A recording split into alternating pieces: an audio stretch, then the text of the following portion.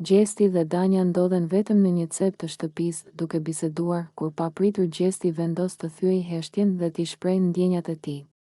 Me një ton të butë, ai e shikon Danjën në sy dhe i thot: "Danja, dua ta dish që unë të dua. Nuk është lojë, nuk është shaka. Unë ndjej diçka për ty dhe besoj që edhe ti ndjen diçka për mua, por thjesht nuk do ta pranosh. Pse e mohon? Pse nuk e pranon që mes nesh ka diçka më shumë se shoqëri?" Danja shtanget për një moment dhe e shikon me mosbesim. Ajo buzëqesh lehtë, por në sytë e saj duket qartë skepticizmi. "Gjesti, a je serioz tani apo po bën ndonjë nga ato lojrat e tua? Se të njoh shumë mirë dhe nuk e kam as pak të lehtë të besoj fjalët e tua. Ti gjithmonë tallesh, gjithmonë luan me fjalët dhe nuk e di nëse duhet ta marr seriozisht këtë që po thua." Gjesti afrohet më shumë dhe tund kokën, sikur po mundohet ta bindë. "Danja, unë nuk po luaj. E shoh si më shikon, e ndjej kur je pranë meje, e kuptoj që nuk më sheh thjesht si shok. Ti mund ta mohosh, por e vërteta është se mes nesh ka diçka. Mos më thuaj që nuk e ke menduar asnjëherë këtë gjë." Danja mbledh duart dhe tund kokën me nervozizëm. "Nuk ka asgjë, Gjesti. Dhe nëse ti po mendon se mund të më fusësh në këto lojrat e tua, e ke gabim. Unë e di shumë mirë se si je ti më mirë ndalo këtu, sepse nuk kam ndërmend të bëhem pjesë e intrigave të tua." Ajo ngrihet dhe largohet, duke e lënë Gjestin të buzëqesh lehtë me ironi. Ai ngre supet dhe murmuron me vete: "E mohon tani, por do ta kuptoj vetë më vonë." Gjesti ulet pranë Danjës dhe fillon t'i tregoj për marrëdhënien e tij me Eglin, duke i shpjeguar se ai nuk ka ndjenja romantike për të, pavarësisht se ajo duket se kërkon më shumë nga ai. "Shiko, Danja," thot ai, duke marrë një frymëmarrje të thellë, "me Eglin nuk do të ketë asgjë mes nesh përveç miqësisë." Nuk e di pse ajo vazhdon të mendojë ndryshe, por unë ja kam bërë të qartë që nuk dua më shumë se kaq. Danja e shikon me një shikim të dyshim dhe e pyet: "Po mirë, atëherë pse vazhdon të qëndrosh afër saj? Pse nuk i jep fund kësaj situate një herë e mirë?" Gjesti tund kokën dhe pshërtin. "Sepse nuk dua ta lëndoj. Nuk është se urej apo dua ta shoh keq, thjesht nuk ndjej të njëjtën gjë që ndjen ajo për mua." Kam tentuar t'i shpjegoj, por duket sikur ajo nuk dëshiron ta kuptoj. Vazhdon të më afrohet, të më kërkoj vëmendje, dhe unë nuk e di më si t'ja bëj. Danja buzëqesh me ironi dhe i thot: "Gjesti, po më duket sikur po i lë shteg. Nëse vërtet nuk do asgjë me të, atëherë duhet të jesh më i prerë. Egli është vajzë e zgjuar, por nëse i jep shenja të gabuara, ajo do të vazhdoj të shpresoj." Gjesti pshërtin sërish dhe kalon dorën në flokë. "Ndoshta ke të drejtë. Por unë nuk dua të bëhem njeriu i keq në këtë histori. Thjesht dua që ajo të kuptoj vetë dhe të ndaloj së insistuari. Nuk dua dramë, nuk dua të krijoj probleme. Do qëndroj thjesht shok me të, por asgjë më shumë." Danja e shikon me një shikim të mprejtë dhe i thot: "Po të ishte ashtu, ajo do ta kishte kuptuar me kohë. Mbase je ti ai që pa dashje po e lejon këtë situatë të vazhdoj." Gjesti nuk përgjigjet menjëherë, por duket sikur mendon thellë për fjalët e Danjës. A do të marrë ndonjëherë fund kjo histori mes tij dhe Eglit, apo do të vazhdoj të krijoj tensione mes tyre? Danja dhe Gjesti përplasen në një debat të tensionuar, ku Danja përpiqet ta bëjë të qartë pozicionin e saj. Me një ton serioz dhe pak të acaruar, ajo i drejtohet Gjesti, duke i thënë: "Shiko, Gjesti, mjaft më me këto lojra. Nuk e di pse vazhdon të më ngacmosh dhe të krijosh situata të sikletshme, por dua ta dish një herë e mirë që unë jam e lidhur me dikë jashtë. Nuk ka asgjë mes nesh dhe s'ka për të pasur kurrë. Ti për mua je thjesht një vëlla i vogël, asgjë më shumë." Gjesti e sheh me habi dhe tund kokën duke buzëqeshur lehtë, sikur nuk e beson atë që po dëgjon. "Vëlla i vogël? Hajde, mos më thuaj që vërtet më sheh kështu. Se nuk besoj që një vëlla të bën të skuqesh sa herë të flas." Danja shfryn dhe kalon duart në flokë, sikur po mundohet të ruaj durimin. "Mos e kthe në lojë këtë, seriozisht. Nuk dua të keq kuptohemi. Respektoje faktin që unë jam në një lidhje dhe ndal këtë sjelljen tënde." Por Gjesti vazhdon, duke e parë me një shikim të çuditshëm. E po mirë, unë nuk thash asgjë të keqe, por nëse ti më shikon si vëlla, atëherë mos u nervozo kaq shumë kur të flas. Me sa duket, po të prek diçka. Danja rrotullon sytë dhe largohet, duke mos dashur ta zgjas më shumë debatin, ndërsa Gjesti buzëqesh me ironi, sikur ende nuk është bindur nga fjalët e saj. Gjesti afrohet me një buzëqeshje të lehtë në fytyrë dhe shikon Danjen me një vështrim ngacmues, duke i folur me një ton të butë por plot siguri. E di që më do, por nuk e pranon, i thot ai duke e parë drejtë në sy. E sheh mënyrën si më shikon? Si buzëqesh sa herë të afrohem. E di që s'do ta pranosh me zë të lartë, por unë e di të vërtetën. Danja tund kokën dhe qesh me ironi, duke e shtyr paksa me dorë. Gjesti, lëre këtë lojën tënde. Nuk ke asnjë ide për atë që mendoj unë. Mos u bëj aq i sigurt.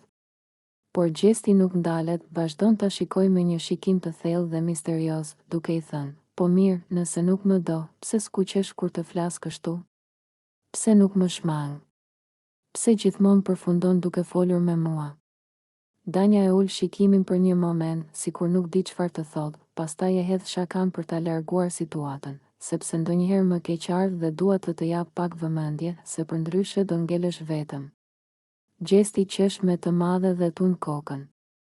E po, nuk e di, por unë them që ti je e bukur si një yll dhe një ditë do ta pranosh vetë atë që po përpiqesh të mohosh tani. Danja qesh, por nuk jep një përgjigje të qartë, duke lënë të kuptohet se ndoshta fjalët e Gjesti nuk janë dhe aq larg së vërtetës. Gjesti ballafaqohet me Eglin në mes të shtëpisë, ndërsa tensioni mes tyre rritet gjithnjë e më shumë. Ai e sheh atë drejt në sy, me një shikim të ftohtë dhe të prerë, duke u përpjekur të mbajë qetësinë, por nervozizmi i tij është i dukshëm. E di shumë mirë pse ke ardhur, i thot ai me një ton të ashpër. Nuk je këtu për të më folur apo për të sqaruar ndonjë gjë. Ti ke ardhur vetëm për të më sulmuar, për të rregulluar imazhin tënd dhe për të më bërë mua të dukem keq para të gjithëve. Egli e dëgjon me një buzëqeshje ironike, duke tundur kokën me përçmim.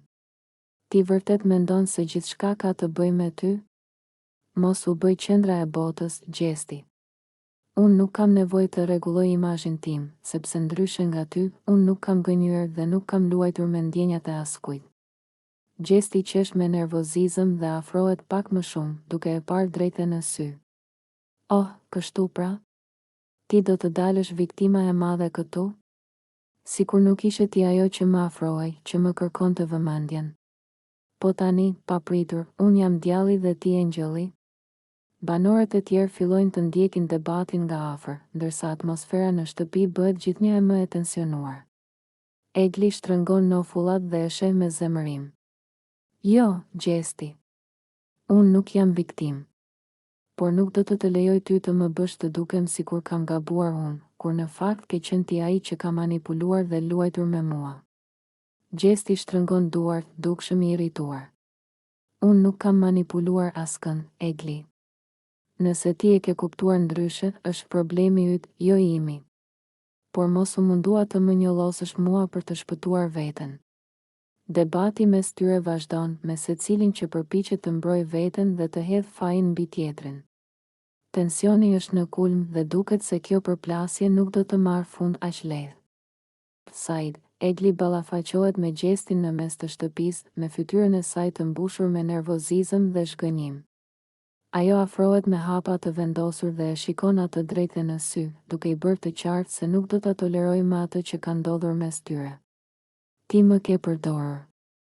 I thot ajo me një ton të ashpër, ndërsa sytë e saj shkëlqejnë nga zemërimi. Më bëre të besoja se ishe ndryshe, më afrove, më bëre të ndihem e rëndësishme dhe pastaj më hodhe në gremin sikur të isha një lodër që s'të duaj më. Gjesti, i kapur në befasi, mundohet të mbajë qetësinë, por është e qartë se fjalët e Eglit e kanë prekur. Ai ngrit duart për të mbrojtur dhe për të shpjeguar diçka, por Egli nuk e lejon. Mos e mundo veten të gjesh justifikime. Tani e kuptoj që për ty unë s'kam qenë asgjë më shumë se një mjet për lojën tënde. Vazhdon ajo duke tundur kokën me zhgënjim. Ti kur s'ke ndjer asgjë për mua, thjesht më shfrytëzove dhe tani bën sikur nuk ndodhi asgjë. Tensioni mes tyre rritet ndërsa banorët e tjerë fillojnë të vëzhgojnë nga larg, duke kuptuar që situata po del jashtë kontrollit.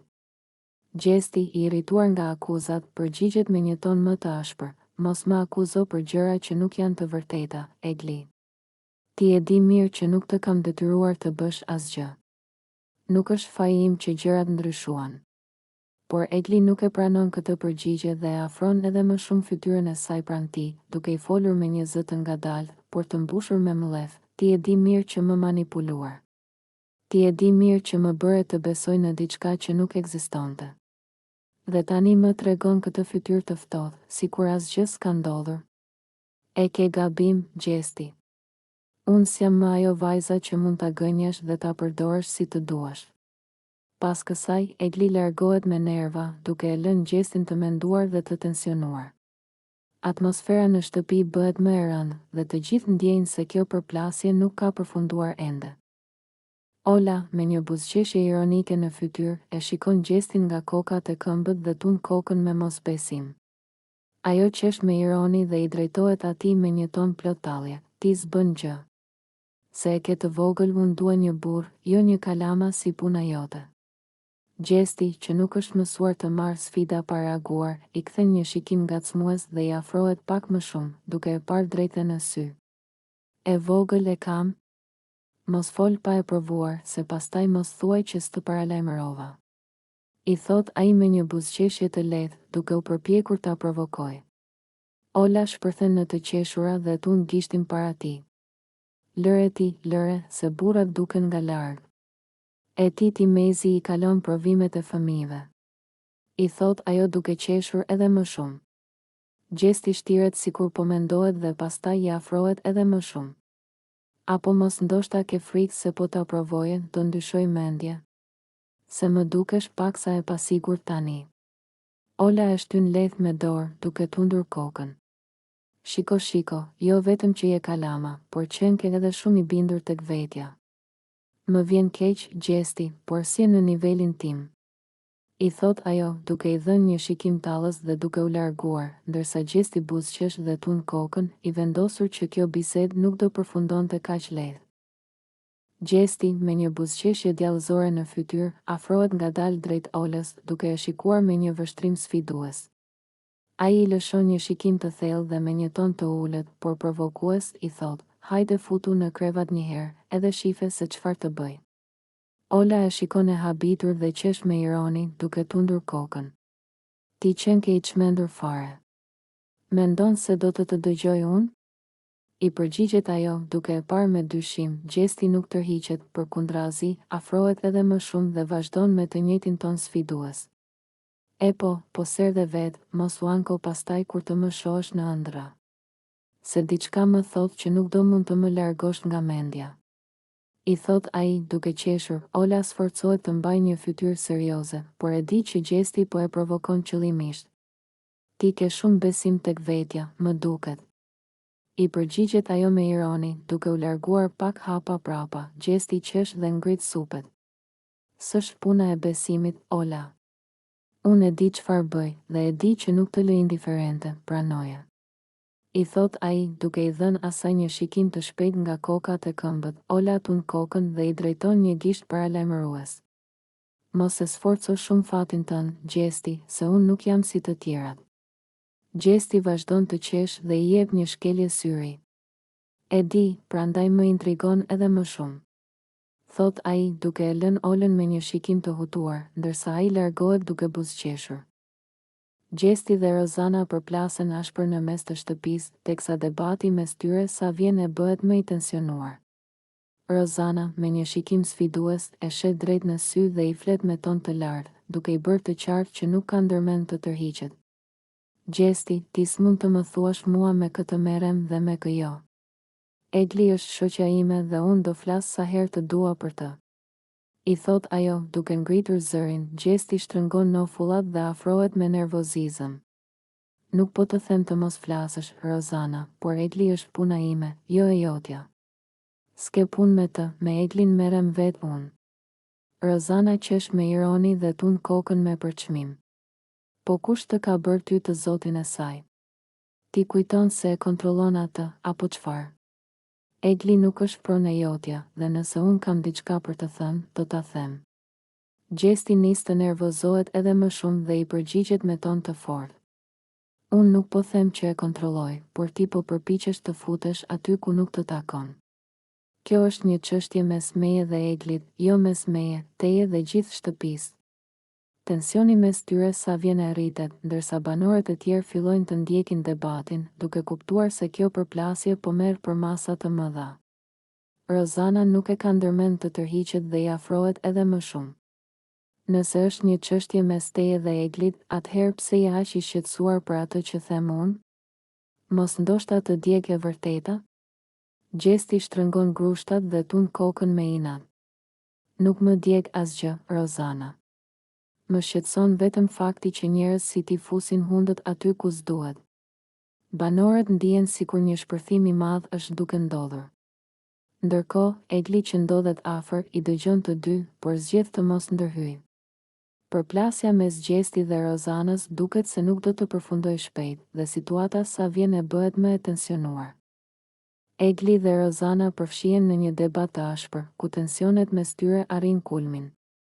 Egli, e zhgënjur dhe e irrituar nga sjellja e Rozanës, nuk mund ta mbajë më përbrenda inatin që ka ndaj saj. Ajo i drejtohet Rozanës me ton të lartë dhe fytyrë të ngrysur. Rozana, ti më ke tradhtuar. Më the që ishe me mua, që do të më mbështesje, por në fund çfarë bëre? U bashkove me Gjestin dhe më le pas krave. Më dhe goditjen më të madhe kur nuk e prisja. Rozana, e cila nuk është e prirur të pranojë akuza pa u mbrojtur, kthehet menjëherë me një ton të ashpër dhe mbrojtës. Egli, mos më akuzo mua për diçka që nuk është e vërtetë. Unë nuk të tradhtova, thjesht nuk mund të vazhdoja të rria mes teje dhe Gjestit. Nuk kam pse të zgjedh mes jush. Egli qesh me ironi dhe tund kokën. S'ke pse të zgjedhësh. Po ti e bëre zgjedhjen tënde. U afrove me të, e mbështete atë, kur e di shumë mirë se çfarë më ka bërë. Dhe tani do të më thuash që kjo nuk është tradhti. Mos u mundo të më bësh për budallaqe, Rozana. Rozana shtrëngon nofullat, e acaruar nga akuzat e Eglit. Ti ke filluar të shohësh armiq kudo, Egli. Unë nuk kam bërë asgjë kundër teje. Nëse unë dhe Gjesti kemi vendosur të flasim, kjo nuk do të thotë që të kam tradhtuar. Egli shtyn flokët pas me nervozizëm dhe afron fytyrën e saj pranë asaj të Rozanës. Jo, Rozana. Ti nuk je më ajo që besoja.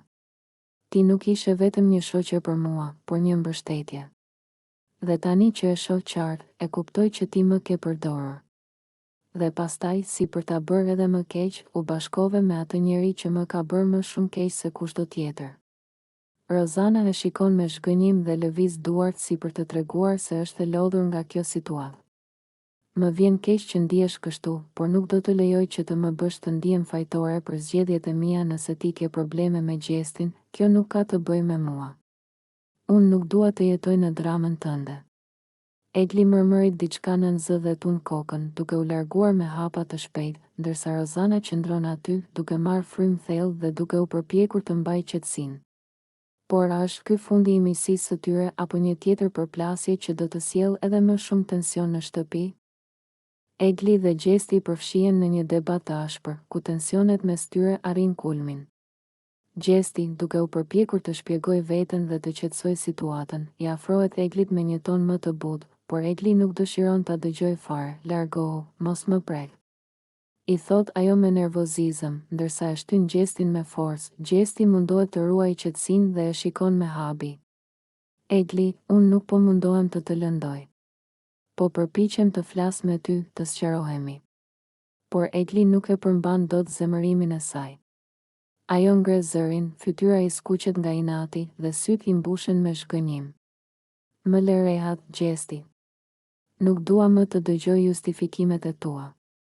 Ti nuk bën gjë tjetër veç se më lëndon dhe pastaj hiqesh sikur do të më mbrosh. Boll më me gënjeshtrat e tua. Gjesti mban duart në ajër si për të treguar që nuk ka qëllime të këqija, por nuk arrin ta bind Eglin. Po ti pse më sulmon kështu? Unë s'kam bërë asgjë kundër teje. Ti po e egzageron këtë gjë. Egli qesh me ironi dhe tund kokën. Eksagjeroj? Seriozisht? Ti ke shkatëruar gjithçka dhe tani më thua që po e egzagjeroj? Ti je personi i fundit në këtë shtëpi që mund të më mbrojë mua. Më lër rehat, mos u mundu të bësh sikur të intereson. Gjesti i pshertin dhe mundohet sërish t'i afrohet, por Egli e shtyn edhe më fort dhe i tregon me dorë derën. Ik, largohu nga unë. Nuk dua të kem më asnjë lidhje me ty, je një manipulues dhe nuk e dua praninë tënde. Në atë moment, të tjerët fillojnë të vëzhgojnë nga afër situatën, duke ndjerë tensionin që po rritet mes tyre. Gjesti shtrëngon nofullat, duket i mërzitur, por nuk thot asgjë më tepër.